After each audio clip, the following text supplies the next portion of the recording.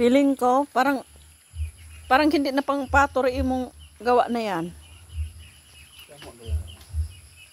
Parang hindi na pang swimming pool ng pato yan.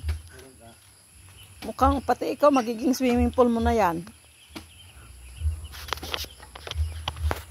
Mas kailangan simintuhin yung palibot niya para umulan, hindi magluputik sa loob. Malalim na para sa pato yan, ha.